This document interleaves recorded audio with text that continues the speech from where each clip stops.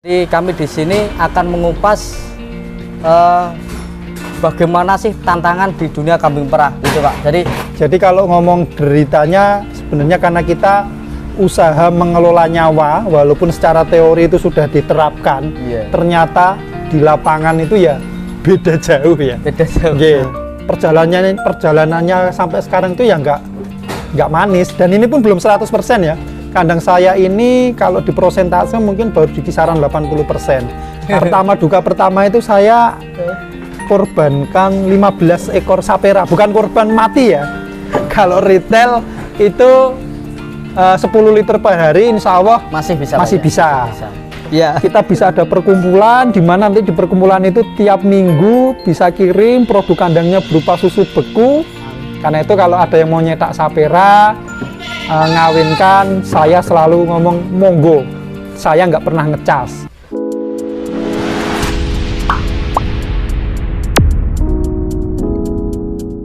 Assalamualaikum warahmatullahi wabarakatuh. Waalaikumsalam warahmatullahi wabarakatuh. Selamat datang teman-teman di channel kami Kerabat Ternak.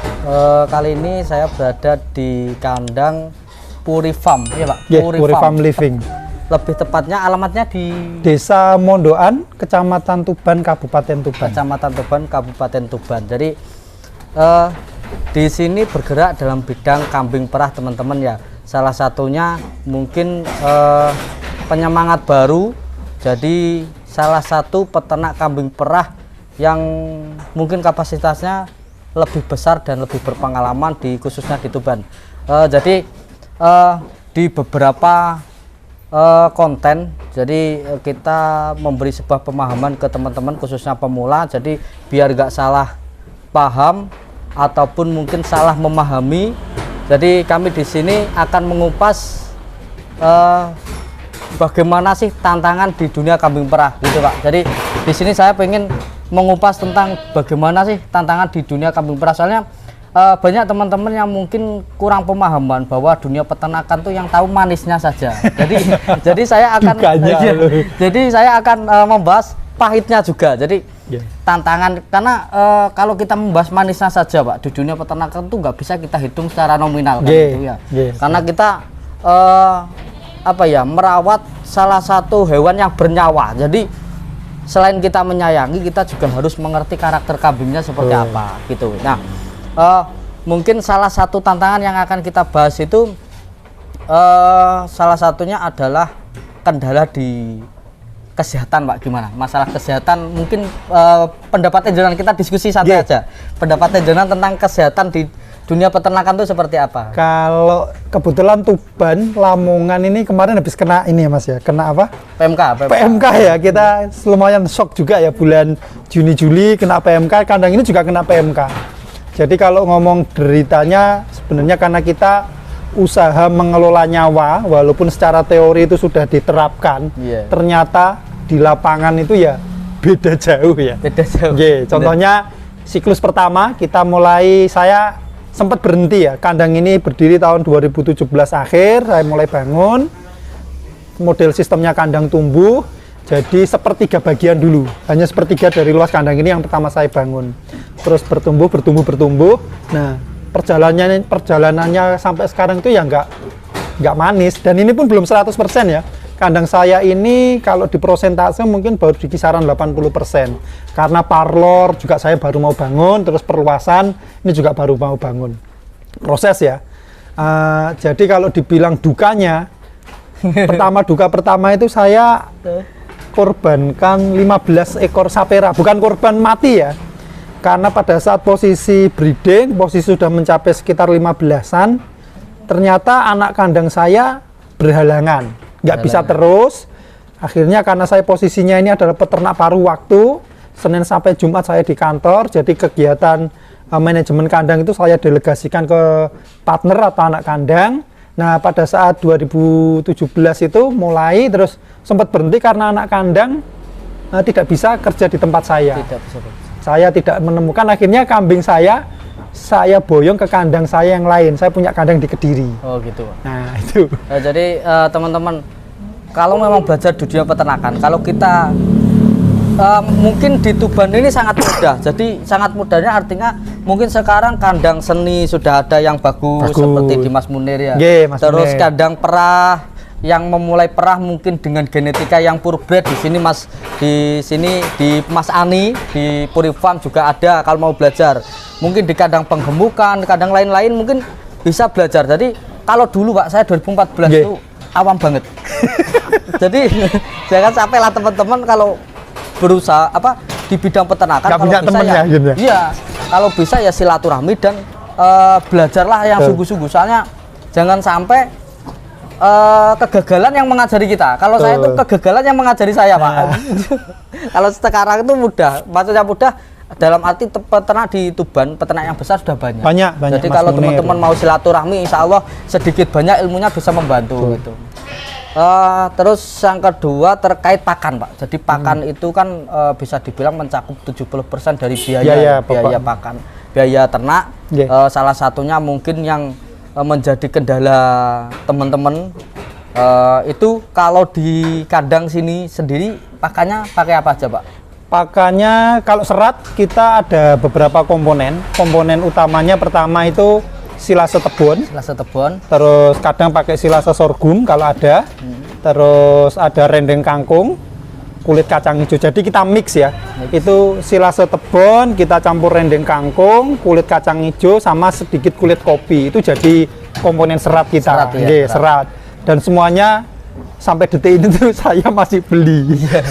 Nah, ini yang menjadi PR besar saya tahun 2023. Saya pengen ya kalau yang sekarang masih 100% beli, ya moga-moga nanti 2023 saya bisa mereduksi, bisa separuh. Pada pakan sendiri. Nah, kalau nggak muluk-muluk lah, reduksi 50% saja sudah alhamdulillah. Ya, alhamdulillah. Terus konsentratnya, Pak, untuk pakan tambahannya. Jadi kalau konsentratnya ya alhamdulillah tahun ini pertengahan tahun 2002 itu saya dapat program dari Badan Riset Inovasi Nasional. Jadi pakan yang saya diracikkan oleh teman-teman di Badan Riset dan Inovasi Nasional ini ada beberapa komposisi, Mas. Tapi prinsipnya dia mengandung 3K.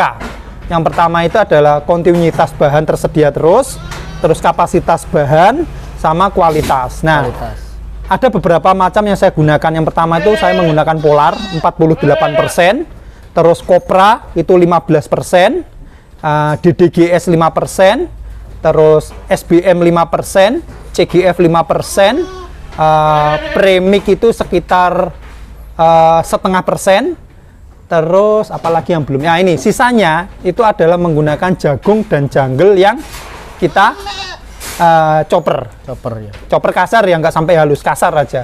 Itu kita mix di situ. Pernah ngitung nggak, Pak? Maksudnya dalam satu ekor itu habis berapa ribu per hari? Oh, nggih. Rata-rata kita main rata-rata nggih. Yang laktasi per bulan itu di kandang saya pakan itu habis kurang lebih 130.000. 130.000 sampai 150.000. Range itu kan harga naik turun, Mas. Nah, berarti kurang lebih 4.000 sampai 5.000 rupiah ya per hari. Sekitar segitu. Jadi kita taruh ini aja rata-rata di 150 saja. Jadi per ekor itu ya kurang lebih sekitar 5.000, Mas. 5.000.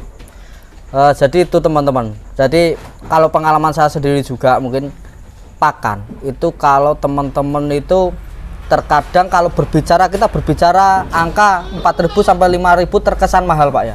Tapi kalau kita berbicara di konsep dan manajemen yang bagus, itu kalau kita nggak pakai pakan yang bagus malah nggak dapat, Pak. Betul. Malah nggak dapat.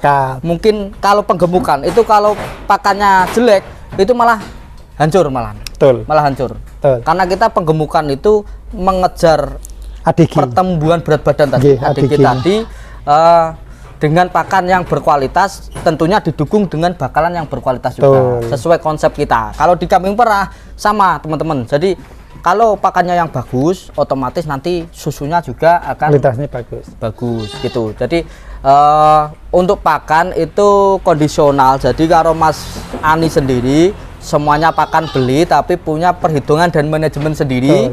Kalau mau belajar manajemen di kandang Mas Ani, monggo. Nah, kalau di daerah teman-teman punya bisa swasembada pakan sendiri malah lebih bagus ya, malah bagus itu. Memang itu yang seharusnya dasar dari peternakan itu, Pak. Harus pakan itu, memang harus pakan itu. Betul. Jadi saat sering sharing ke teman-teman pemula, kalau mau memulai peternakan, pakan beli kambingnya mahal, beli kambing banyak itu mudah. Pakannya gimana? Seperti itu. Jadi pakan harus utama kalau menurut saya. Terus untuk di pemasaran sendiri kambing perah seperti apa, Pak?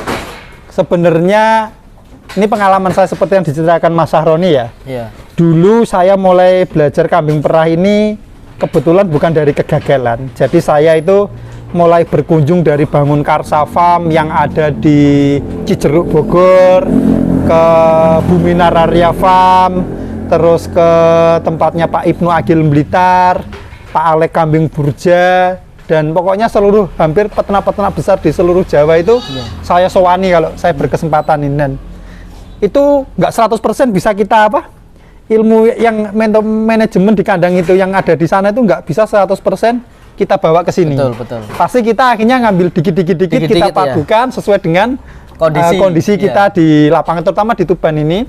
Karena saya paruh waktu, ya otomatis pakan itu beli semua. Terus harus ada karyawan loh, Mas. Ya alhamdulillah sejauh ini selama mulai kita ngerunning lagi ini sudah hampir 1,5 tahun lebih ya, mulai April 2021. Sekarang produksi kita di angka 7-8 liter per hari. Nah, dari situ tuh kita sudah bisa merasakan, pokoknya kalau per hari itu dapat susu 3 liter per hari ya, kita susu dapat 3 liter sampai 4 liter, itu biaya operasional kandang ini bisa tercukupi. Iya, bisa tercukupi. Karena saya punya side of product juga soalnya, jadi biasanya tuh ada anak-anak SD itu berkunjung ke sini, terus biasanya saya cas ya per anak 5.000 gitu. Iya. Nah itu terus atau bagian dari konsep Pak ya, bagian dari konsep. Iya. Jadi kalau biasa 1 tahun saya terima 3-4 kali, ya lumayan lah itu. Lumayan ya. Jadi untuk saat ini, jadi setiap tahun tuh hampir pola pemasaran kambing dan domba itu sendiri berubah, Pak. Betul. Cuman, untuk saat ini kan lebih ke kambing perah. Tapi untuk mengedukasi ke teman-teman Tuban bahwa kambing perah itu untuk saat ini adalah lagi tenar-tenarnya kan seperti itu ya. Jadi makanya saya bikin konten untuk kambing perah ini sendiri, khususnya bagi teman-teman yang belum paham di kambing perah itu kan berpikirnya gini, jualnya kemana? Ya kan, ini laku atau tidak, cara perahnya seperti apa, genetiknya seperti apa. Nih mungkin teman-teman bisa belajar langsung ke sini, minimal silaturahmi ya Pak ya, minimal silaturahmi. Dan kita punya harapan besar di kambing perah ini sendiri bersama semua teman-teman di Tuban. Kita berharap punya komunitas yang mungkin bisa memajukan khususnya genetika kambing perah yang bagus seperti daerah-daerah lain Pak. Kadang saya juga sedikit iri Pak, maksudnya sedikit iri karena dulu itu kalau saya mau belajar apapun itu kalau nggak keluar daerah nggak dapat ilmunya, harus ke Jogja, ke Malang, seperti yang saya bicarakan tadi Silatnas, seperti itu saya selalu ikut. Jadi mumpung di sini ada penggeraknya kambing perah, bisa dibilang pemulai kambing perah, jadi teman-teman bisa belajar silaturahmi di kandang sini. Terus mungkin sedikit informasi Pak, maksudnya kita diskusi terkait bisnis strategis dari kambing perah ini seperti apa menurut jenengan untuk kedepannya? Jadi ini beda dengan ini ya, kalau kambing kayak akikoh, kurban, kambing perah itu sebenarnya satu grup ya. Kita menjualnya itu ada segmen market yang insya Allah selalu ada karena ada industrinya. Nah ini kan beda dengan teman-teman di komunitas yang penghobi kambing etawa itu kan harganya tinggi-tinggi Mas. Nah itu ukurannya agak susah, tapi kalau di kambing perah ini relatif lebih mudah karena apa? Kalau kambing perah itu yang hitungnya gampang, dia menghasilkan berapa liter, terus tinggal dikali saja. Misalkan kayak saya jual ecernya 30.000 per liter dapat 8 liter, berarti ya satu hari ada omset sekitar 240.000. Nah, nanti problemnya, loh segitu mau dijual kemana? Nah, sejauh ini yang di Puri Farm Living lakukan itu adalah kita masih menjual secara retail. Jadi kita punya di kandang ini sendiri ada freezer, terus di rumah saya yang Lamongan itu juga kita ada freezer, kita isi semua dengan susu. Terus saya kebetulan juga bekerja di Gresik itu saya juga menjual susu. Jadi saya membranding diri saya itu kayak kalau orang lihat saya itu ya inget kambing. Nah, jadi kita nggak usah bikin proposal sehingga kalau inget wajah saya selalu kalau di kampus pun saya digojolokin juga di kantor itu. Weh, juragan wedus, tapi ya enggak apa-apa. Karena dari situ akhirnya orang kalau mau cari susu, mau cari kambing kurban, tanyanya pasti ke saya. Nah, itu benefit sendiri yang saya rasakan karena saya tidak hanya ada di Tuban, tapi ada di Lamongan, ada di Gresik. Sehingga saya masih optimis lah kalau retail itu 10 liter per hari insya Allah masih bisa. Cuman kalau sudah di atas, sebenarnya kalau per hari ini kemampuan saya itu hanya 7-8 liter menjualnya. Sehingga kalau sudah di atas itu jangan khawatir. Anak kandang saya pun juga saya kasih pendidikan, saya ajak ke pelatihan. Terus teman-teman perwakilan komunitas Etawa juga saya ajak juga waktu itu yang di Tuban itu. Saya ajak ke Jogja sampai ke level bagaimanakah susu kambing di Tuban ini bisa dikirim ke pabrik yang ada di Sleman. Mantap. Sehingga harapan saya yakin juga Mas Syahroni sama ya. Kita bisa ada perkumpulan di mana nanti di perkumpulan itu tiap minggu bisa kirim produk kandangnya berupa susu beku ke pabrik yang ada di Sleman. Karena itu kalau ada yang mau nyetak sapera, ngawinkan, saya selalu ngomong monggo. Saya nggak pernah ngecas. Apalagi kalau cuma sehari gitu ya, kawin ke birahi yang deket-deket ya, yang sekitar kandang saya. Ada biasanya ada teman-teman sini ngawinkan ya sudah ngawinkan saja, tidak ada masalah. Nah kalau yang jauh ini nanti perlu kita bikin sebuah sistem. Nanti bisa didiskusikan lebih lanjut lah nanti. Jadi itu teman-teman. Jadi kalau teman-teman mungkin khususnya di Tuban, kalau dengan perkembangan kambing perahnya sudah bagus, produksinya sudah puluhan liter, mungkin konsep pasarnya tetap bisa jual Pak ya? Bisa. Ke pabrik-pabrik itu dewasa ini masih kurang Mas. Masih sangat kurang. Sehingga kalau saya tanya teman-teman di Jogja, teman-teman sudah senior ini kalau kirim susu masih kebuka enggak? Sangat masih dibuka karena pabrik sendiri kekurangan bahan baku. Betul. Jadi info dari teman-teman saya juga di Jogja itu memang di sana malah susu itu malah kurang-kurang Pak, apalagi habis Covid kemarin tuh. Habis Covid kemarin tuh kan kebutuhan susu sangat tinggi, kesadaran orang mengkonsumsi susu naik. Betul. Jadi kalau sekarang PR kita di Tuban berarti untuk mengembangkan populasi. Betul. Pak, ya? Kita ngejar populasi diperbaiki dulu.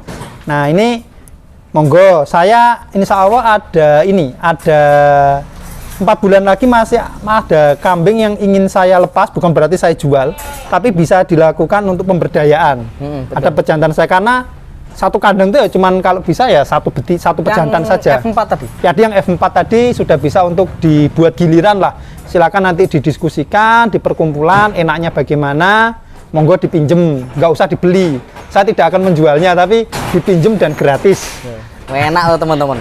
Jadi belajar sekarang tuh paling enak teman-teman. Daripada dulu. Bener Mas? Serius, belajar sekarang tuh paling enak. Mau belajar apapun di Tuban ada kok sekarang. Siap. Tapi kalau dulu alah sulitnya minta ampun. Kalau nggak keluar daerah nggak dapet ilmu. Kalau dulu. Kalau sekarang alhamdulillah teman-teman di Tuban khususnya peternakan minimal sudah banyak yang bagus-bagus seperti itu. Nah, untuk pemasaran jangan khawatir teman-teman. Jadi kalau misalkan teman-teman mau budidaya kambing perah, kalau kapasitasnya besar, skala pemasaran nanti kita diskusikan bareng-bareng seperti itu. Kita diskusikan bareng-bareng enaknya seperti apa, karena ada beberapa memang industri yang butuh setoran susu Pak ya. Betul. Butuh setoran susu gitu. Jadi gitu saja Pak untuk percakapan kali ini. Mungkin diskusi kali ini ingin mengedukasi teman-teman Tuban. Kalau saya sendiri ya ingin berkarya mengedukasi teman-teman Tuban dan berharap kita bisa berjalan bareng berharap kita bisa sukses bareng, karena beternak itu nggak cuma dikasih makan terus gemuk gitu saja enggak. Jadi beternak itu punya banyak konsep seperti yang dibicarakan Mas Ani tadi, sempat dijulukin kambing itu Pak ya. Itu ada di konten saya Pak. Saya juga dulu waktu ngerintis itu saya sampai dijulukin Roni Wedhus. Karena saya ingin membuat sebuah brand itu saya harus munculkan usaha saya. Betul. Jadi mulai dari postingan itu bagian dari konsep teman-teman. Bagian dari konsepnya seperti apa. Jadi semua peternak, kalau teman-teman mau main ke semua peternak di wilayah Tuban pasti punya konsep yang berbeda. Beda-beda. Tinggal diambil yang cocok di kandangnya. Ya betul. Tinggal diambil yang cocok dan mungkin sesuai yang diharapkan. Jadi harus konsisten juga. Terus amanah. Terus istiqomah, ini yang paling penting. Itu yang paling penting karena kita bisnisnya ini kan mengelola nyawa ya. Ya betul. Nah, nyawa itu kan haknya yang tetap Gusti Allah ya. Yang menentukan ya tetap Gusti Allah. Kita mau teorinya bagus, kalau sedang kena penyakit ya nggak bisa dihindari ya. Betul.